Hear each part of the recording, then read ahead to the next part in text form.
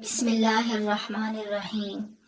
شام غریباں، کربلا میں شام نے اپنے پر پھیلا دیے، سورج نے خوف کے مارے مغرب کی وادیوں میں اپنا منہ چھپا لیا، آسمان کی آنکھیں خون کے آنسوؤں سے بھر گئیں، خاندان رسول ہاشمی صلی اللہ علیہ وآلہ وسلم کے ایک ایک فرد کو شہید کرنے کے بعد یزیدیوں کا کلیجہ ٹھنڈا نہ ہوا، انتقام کی آگ ابھی نہ بجھی۔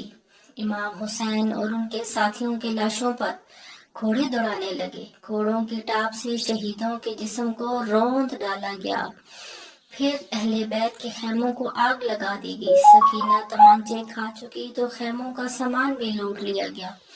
ہمارے نبی صلی اللہ علیہ وآلہ وسلم کے گھرانے کی معزز خواتین کو قیدی بنا دیا گیا۔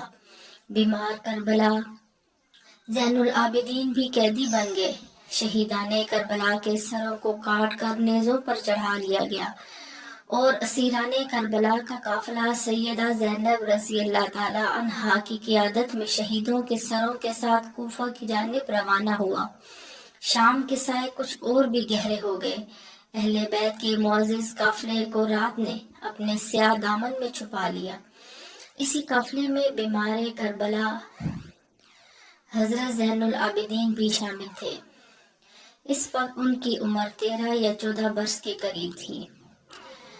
سیدہ فاطمہ الزہرا رضی اللہ تعالی عنہا کی شہزادی حضرت زینب رضی اللہ تعالی عنہا خواتین اور بچوں کی دیکھ بھال کر رہے تھے تاکہ کوئی فرد قافلے سے بچھڑ نہ جائے۔ راستے میں ایک عیسائی راہب سے واسطہ پڑا۔ عیسائی راہب کا اظہار عقیدت: اسیران کربلا کا قافلہ اپنے منزل کی طرف بڑھ رہا تھا، راستے میں رات ہو گئی، چنانچہ قافلے والوں نے پڑاؤ کا فیصلہ کیا۔ پڑاؤ کی جگہ قریب ہی ایک گرجا گھر تھا، اس گرجے میں ایک ضعیف العمر عیسائی راہب رہتا تھا، بڑا پرہیزگار اور متقی راہب تھا، عبادت گزار بھی تھا اور خدا ترس بھی۔ اسے جب معلوم ہوا کہ قافلے والے اپنے پیغمبر کے نواسے اور اس کے اصحاب کو شہید کرنے کے بعد ان کے سر مبارک لے کر یزید کے پاس جا رہے ہیں، تو اس نے قافلہ کے یزیدی امیر سے کہا، میں تمہیں 10,000 دینار دوں گا، شرط صرف یہ ہے کہ آج کی رات تمہارے پیغمبر کے نواسے کا سر میرے پاس رہے گا، اس کے لیے تم پڑاؤ ہمارے پاس کرو، تمہاری خدمت بھی کروں گا اور تمہیں عزت کے ساتھ روانہ کروں گا۔ یزیدی امیر دنیا دار شخص تھا اور حرص دنیا کا طالب بھی۔ اس نے راہب کی شرائط مان لی اور حضرت حسین رضی اللہ تعالی عنہ کا سر اس راہب کے حوالے کر دیا۔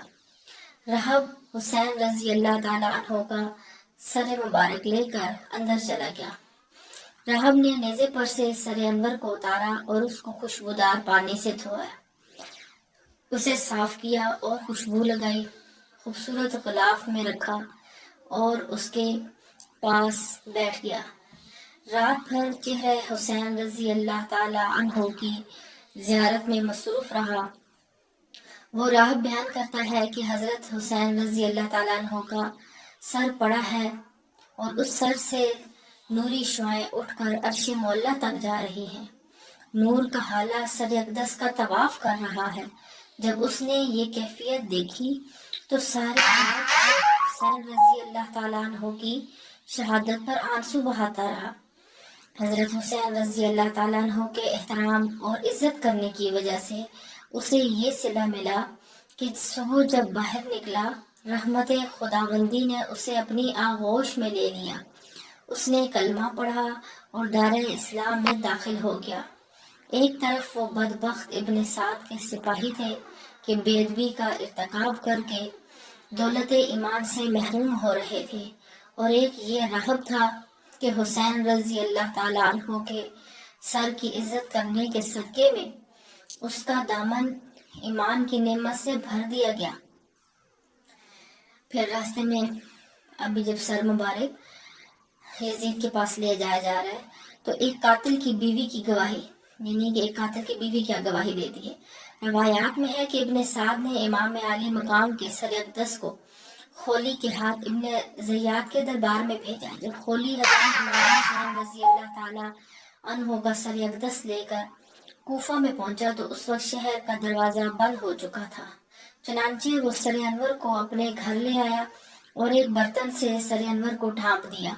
उसकी बीवी सख्त नाराज हुई कि तू एक तो रसूल खुदा सल्लल्लाहु अलैहि वसल्लम के नवासे का सर ले आया है। चनांचे वो उस जगह आ बैठी जहाँ इमाम आली मकाम का सर अक़दस रखा था।